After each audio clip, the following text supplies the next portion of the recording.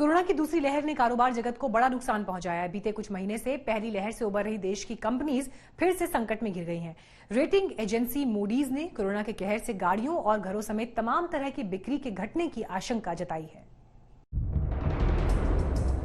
Corona की पहली लहर के बाद जारी इकोनॉमिक रिकवरी की रफ्तार को कोरोना की दूसरी लहर ने एकदम सुस्त कर दिया है। इस रिकवरी के धीमे होने से मूडीज ने आशंका जताई है कि दूसरी लहर के बाद कंपनियों की कमाई को वापस पटरी पर लौटने में ज्यादा वक्त लगेगा। मूडीज के मुताबिक बीते 6 महीनों से कंपनियों की कमाई में आ रही सुधार की रफ्तार वायरस के इस दूसरे अटैक के चलते घट सकती है। मूडीज ने कहा कि ज्यादा जगहों पर और ज्यादा समय के लिए लॉकडाउन लगने से कंपनियों के प्रॉफिट में रिकवरी की स्पीड घटेगी। रेटिंग एजेंसी का मानना है कि देश के कई हिस्सों में लोगों की आवाजाही पर पाबंदी और लॉकडाउन होने से खरीदारी को लेकर लोगों में उत्साह घटेगा। इसकी वजह से मकानों और गाड़ियों की बिक्री में कमी आ सकती है। हमारे पास इस टाइम पर गाड़ियों की और मकानों की सेल लगभग खत्म हो चुकी है। इस करंट सिचुएशन के अंदर हमारा जो स्पेकुलेशन था वो सारा बिगड़ चुका है। लोगों की बाइंग कैपेसिटी खत्म हो चुकी है। जगह जगह लगते हुए लॉकडाउन लोगों के मन में एक डर पैदा कर गया, जिससे लोग बाहर जाते हुए कतरा रहे हैं।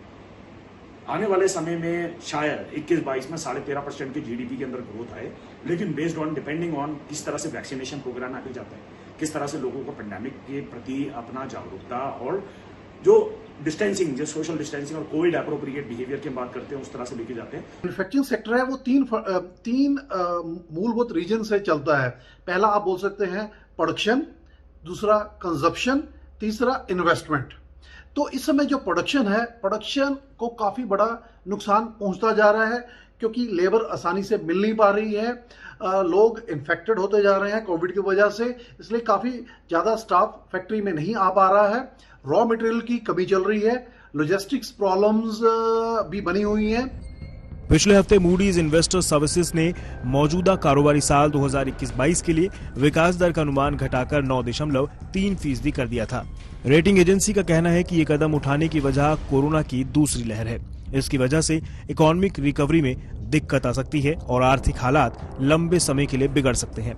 रेटिंग एजेंसी ने फरवरी में कहा था कि 2021-22 में भारत की विकास दर 13.7% रह सकती है।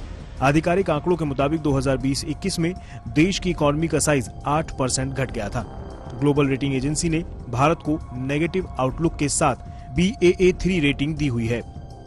मूडीज के मुताबिक इकोनॉमिक ग्रोथ में आने वाली रुकावटें, कर्ज के ऊंचे स्तर और कमजोर वित्तीय व्यवस्था की वजह से सॉवरेन क्रेडिट प्रोफाइल बेहतर नहीं हो पा रही है। रेटिंग एजेंसीज ने इंडिया की ग्रोथ रेट आने वाले समय के लिए काफी रिड्यूस करी है और ये काफी कुछ एक्सपेक्टेड है क्योंकि सेकेंड वेव ने एक पैनिक और एक अजीब सा माहौल देश के अंदर क्रिएट करा है। लोगों ने केवल जॉब्स ही नहीं खोए हैं, कई फैमिलीज ने अपने ब्रेड विनर्स या ब्रेड अर्नर्स को खो दिया है। लोगों ने अपने क्लोज रिलेटिव्स और फ्रेंड्स को खोया है, जिसके कारण एक इमोशनल और मेंटल स्ट्रेस सिस्टम में बहुत बढ़ गया है और इससे निकल पाना इतना आसान नहीं रहेगा और इकोनॉमिक रिकवरी के लिए इन दोनों से बाहर आना एक बहुत ही इंपॉर्टेंट रहेगा। हालांकि मूडीज ने यह भी कहा है कि टेलीकॉम और आईटी सर्विसेज की मांग मजबूत बनी रह सकती है। इसमें बड़ा रोल कोरोना काल में डिजिटल हुई दुनिया का है, लेकिन केवल इन 2 सेक्टर्स के दम पर इकोनॉमी को संभालना आसान नहीं है। ऐसे में जरूरत इसी बात की है कि किसी भी तरह से कोरोना को जल्द से जल्द कंट्रोल किया जा सके और देश की अर्थव्यवस्था को पटरी से उतरने से पहले ही संभाल लिया जाए। ब्यूरो रिपोर्ट, आज तक। कोरोना काल में देश में एक बार फिर से नकदी की मांग बढ़ गई है। आरबीआई के हालिया आंकड़ों के मुताबिक मार्च के मुकाबले मई में कैश इन सर्कुलेशन में तेज बढ़ोतरी हुई। यही नहीं, अब लोगों ने एटीएम से ज्यादा नकदी निकालना शुरू कर दिया है। साथ ही डिजिटल पेमेंट माध्यमों का इस्तेमाल भी जारी है।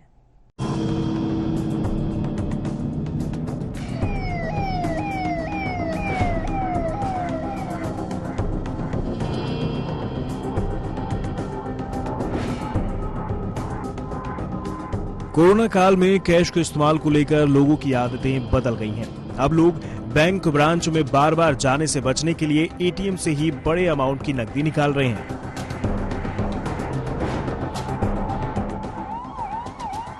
हालांकि इसका मतलब ये बिल्कुल नहीं है कि वो डिजिटल माध्यमों के इस्तेमाल में कमी कर रहे हैं। दरअसल लोग कोरोना काल में अपने पास नकदी से लेकर डिजिटल वॉलेट तक हर तरह के भुगतान के विकल्प रखना चाहते हैं। इसलिए लोग विकल्प मौजूद होने पर कम रकम के भुगतान भी डिजिटल करने को तरजीह दे रहे हैं। बैंक जाकर इन्फेक्शन के खतरे को लोग बढ़ाना नहीं चाहते, इसलिए एटीएम से ज्यादा रकम निकालने का ट्रेंड हाल के दिनों में देखा गया है। जाहिर सी बात है कि महामारी के इस दौर में किसी भी वक्त इमरजेंसी आ सकती है। ऐसे में लोग जेब में भरपूर नकदी रखना चाहते हैं, क्योंकि अगर किसी वजह से डिजिटल करेंसी नाकाम आई तो कम से कम जेब में रखा कैश तो इलाज या किसी दूसरी जरूरत के रास्ते का ब्रेकर ना बन जाए। इसी वजह से एटीएम के जरिए नगद निकासी में करीब 20% की बढ़ोतरी दर्ज की गई है। पहले लोग एक बार में औसतन 2 से 3 हजार रुपए निकालते थे, जो अब बढ़कर 3 से 4 हजार रुपए हो गया है। ये ट्रेंड शहर और गांव दोनों जगह देखने को मिल रहा है।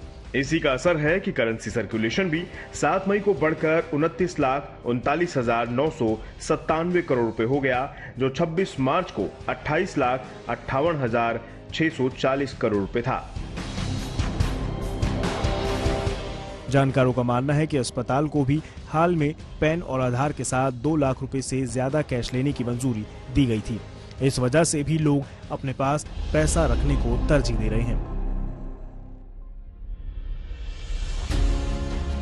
कैश के साथ साथ डिजिटल माध्यमों का इस्तेमाल भी लोग जमकर कर रहे हैं। छोटे लेन देन के लिए यूपीआई अभी भी लोगों का पसंदीदा जरिया बना हुआ है, लेकिन इसके जरिए लेन देन औसतन 1,000 रुपए के स्तर पर बरकरार है, जबकि आईएमपीएस के जरिए भुगतान औसतन 9,000 रुपए तक चला गया है, जो पहले 6 से 7,000 रुपए था।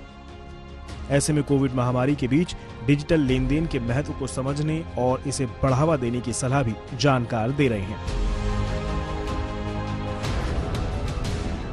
कैश सर्कुलेशन में हुई ये बढ़ोतरी इस बात पर फोकस करती है कि भारत में डिजिटल लेन देन को लेकर मामूली ही सही अभी भी हिचक बरकरार है, यानी सरकार को तकनीक को मजबूत करने के साथ साथ इसे ज्यादा सुरक्षित भी बनाना होगा, जिससे लोगों का। फिलहाल इस बुलेटिन में इतना ही। देश और दुनिया की बाकी खबरों के लिए आप देखते रहिए आज तक।